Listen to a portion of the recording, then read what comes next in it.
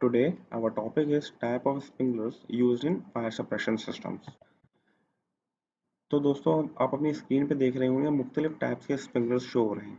सबसे पहला स्प्रिंकलर्स जो है वो कन्वेंशनल स्प्रिंकलर्स है। ये ओल्ड स्टाइल स्प्रिंकलर्स भी कहलाया जाता है और सबसे पहले फायर इंडस्ट्री में यही स्प्रिंकलर जो है वो वजूद में आया था। इसके बाद जैसे जैसे तरक्की होती गई तो स्प्रिंकलर्स भी अपडेट होते रहे और अब स्टैंडर्ड और क्विक रिस्पॉन्स में स्प्रिंकलर्स अवेलेबल होते हैं।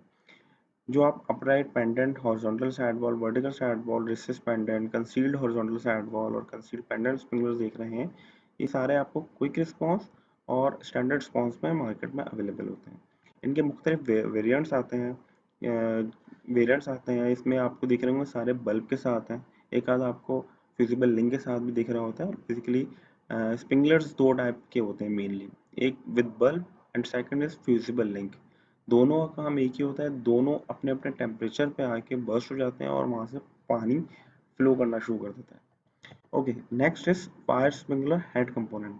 सबसे पहले हमें ये जानने की ज़रूरत है कि स्प्रिंकलर्स में कौन कौन से पार्ट होते हैं और इन पार्ट्स की क्या एप्लीकेशन है, क्या अफादियत है। सबसे पहला है हमारे पास डिफ्लेक्टर। डिफ्लेक्टर बहुत ही इंटीग्रल पार्ट है किसी भी स्प्रिंकलर का, बहुत अहम हिस्सा है स्प्रिंकलर का। यही वो हिस्सा है जो कि स्प्रिंकलर का थ्रो पैटर्न बना रहा होता है, स्प्रे पैटर्न बना रहा होता है, यानी कि कितनी कितनी अम्ब्रेला जो है ये डेवलप कर पाएगा। इसके बाद आता है हमारे पास फ्रेम।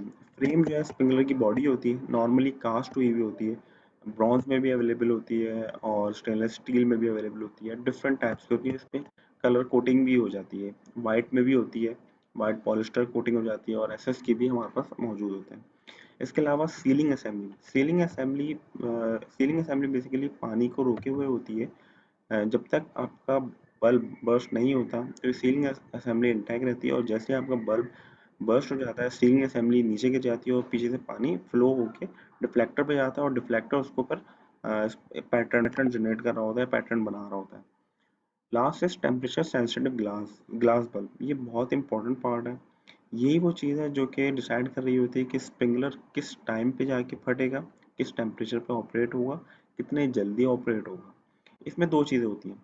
अगर आपका बल्ब थिक है, मोटा है तो और 5 mm की थिकनेस है तो वो आपका स्टैंडर्ड रिस्पॉन्स में है। और अगर यही बल्ब आपका थिन है, 3 mm का है, वो क्विक रिस्पॉन्स की कैटेगरी में आता है। इसके अलावा इस लिक्विड में इस बल्ब के अंदर जो लिक्विड फिल्ड है, ये भी इसके भी डिफरेंट वेरिएंट्स आते हैं इसमें कि ये भी डिफरेंट टेम्परेचर्स पे जाके बर्स्ट होता है।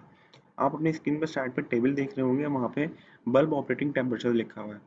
अगर इस बल्ब में जो लिक्विड है वो ऑरेंज कलर का है तो ये स्प्रिंकलर 57 डिग्री सेल्सियस पे जाके बर्स्ट होगा। और अगर यही लिक्विड रेड कलर का है तो वो 68 डिग्री सेल्सियस पे जाके बर्स्ट होगा।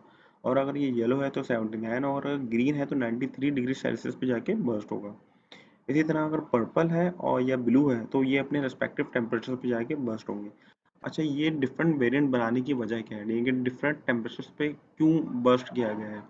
बेसिकली हमारी दुनिया में कुछ इलाके ऐसे हैं जो कि ठंडे हैं, या आप कहना चाहिए जो कोल्ड स्टोरेज हम लोग बनाते हैं नॉर्मल एटमॉस्फेयर में या नॉर्मल जगहों पे, जैसे कराची है, पाकिस्तान है, इसमें अगर कोल्ड स्टोरेज बनाया जा रहा है और इसमें हम स्प्रिंकलर सिस्टम लगा रहे हैं तो वहाँ पे हम ज़रूरी नहीं है कि हाई टेम्परेचर के स्प्रिंकलर लगाएं, हम लो लो टेम्परेचर ऑपरेटिंग स्प्रिंकलर्स भी लगा सकते हैं। इसी तरह जहाँ पे हाई टेम्परेचर एरिया है, कोई ऐसा एरिया है जहाँ पे प्रोडक्शन हो रही है, जहाँ पे मशीन का एग्जॉस्ट ऐसा है, या वैसे भी वहाँ पे टेम्परेचर नॉर्मल ही ज़्यादा रहता है, 60 या 55 डिग्री सेल्सियस रहता है। ऑल्दो इसमें इस टेम्परेचर में बंदा नहीं रह सकता, लेकिन अगर ऑटोमेटिक ऑपरेशन चल रहा है या किसी भी वजह से हाई टेम्परेचर है तो वहाँ पे हम हाई टेम्परेचर के स्प्रिंकलर यूज़ कर सकते हैं, जैसे 79 का हम कर लें या 93 डिग्री सेल्सियस का कर लें।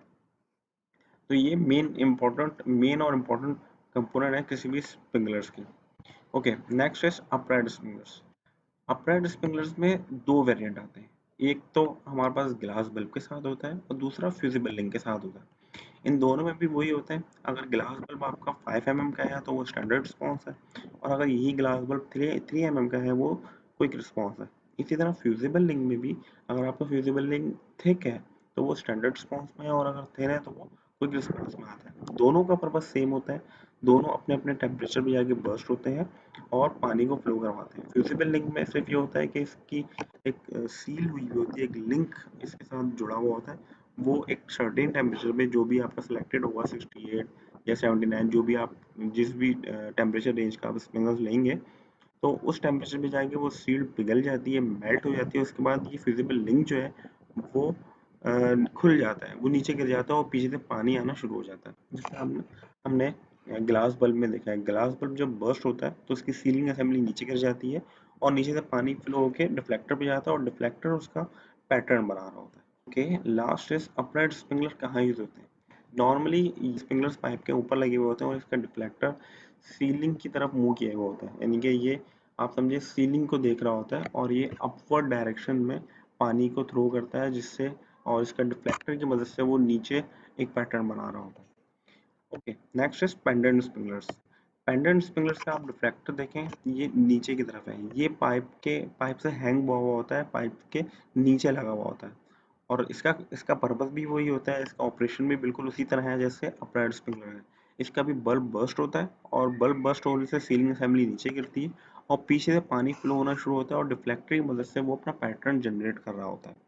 इसके अंदर भी दो वेरिएंट आते हैं और इसके भी क्विक रिस्पॉन्स भी आता है और इसका स्टैंडर्ड रिस्पॉन्स भी आता है।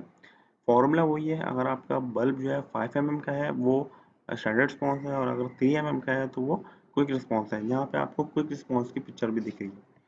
इसके अलावा ये फ्यूजिबल लिंक में भी अवेलेबल होते हैं और ऑपरेशन इनका वैसे ही होता है जैसे बल्ब का होता है। तो आप यहाँ पे सोच रहे होंगे कि इन दो पेंडेंट और अपराइट में फ़र्क क्या है? तो ये देखें, अपराइट और पेंडेंट दोनों की कंस्ट्रक्शन सेम है, सिवाय उनके इनके जो डिफ्लेक्टर्स हैं वो डिफरेंट है। पेंडेंट स्प्रिंकलर का डिफ्लेक्टर आप देख सकते हैं वो अपराइट स्प्रिंकलर से डिफरेंट है। तो बेसिकली आपको जानने की ज़रूरत है कि आपकी एप्लीकेशन क्या है। अगर आपकी एप्लीकेशन ऐसी है जहाँ पे सीलिंग नहीं है और आपको पाइप के अपवर्ड डायरेक्शन में लगाना है तो आप वहाँ पे पेंडेंट अपराइट लगाएं, सॉरी। और अगर आप हैंग करना चाह रहे हैं, आप हैंग कर सकते हैं, तो वहाँ पे आप पेंडेंट लगाएं। Okay, next is pendant concealed sprinklers. Pendant concealed sprinklers normally वहाँ पे लगते हैं जहाँ पे सीलिंग हुई भी होती है, कोई भी टाइप की सीलिंग हो, जिप्सम हो या मेटल की हो या वॉट एवर, जो भी हो, ये सीलिंग के साथ फ्लश हो जाते हैं। ये अगर आप नीचे से खड़े होकर देखेंगे तो आपको सील कोई कुछ भी स्प्रिंकलर नजर नहीं आएगा, कुछ भी नजर नहीं आएगा सिवाय ये जो व्हाइट प्लेट आपको नजर आ रही है सिवाय उसके। ओके, अगर आप ये व्हाइट प्लेट हटा दें जो कि कवर प्लेट कहलाती है तो अंदर से स्प्रिंकलर ऐसे निकलता है। इसके अंदर भी बल्ब भी होता है और फ्यूजिबल लिंक भी होता है। ये देखिए, ये थोड़ी सी मैंने 3D डायरेक्शन में पिक्चर लगाई है यहाँ पे, आप यहाँ पे देख रहे होंगे कि ये कवर प्लेट है, कवर प्लेट के अंदर ये पूरी असेंबली है। ये देखिए, ये पूरी असेंबली इस तरह से बनी हुई होती है जो कि नॉर्मली सीलिंग जहाँ पर होती है और वहाँ पे लगी हुई होती है। इसका पर्पस और इसका ऑपरेशन बिल्कुल वैसे ही होता है जैसे हमने अपराइट और पेंडेंट में पढ़ा था और इसमें भी फिजिबल लिंक भी आता है और बल्ब के साथ भी आता है। उसके बाद नेक्स्ट है रिसिस पेंडेंट स्प्रिंकलर्स। रिसिस पेंडेंट स्प्रिंकलर्स वहाँ लगते हैं जहाँ पर आपको रिस्पॉन्स टाइम फास्ट चाहिए होता है। ये भी सीलिंग के अंदर लगते हैं। फर्क सिर्फ ये होता है इसकी जो बॉडी है या फ्रेम जो है वो आधा तकरीबन 60 या 70% जो है वो सीलिंग से नीचे आपको शो हो रहा होता है। रिसिस पेंडेंट में भी आपके पास क्विक रिस्पॉन्स भी आता है और स्टैंडर्ड रिस्पॉन्स में भी अवेलेबल होता है।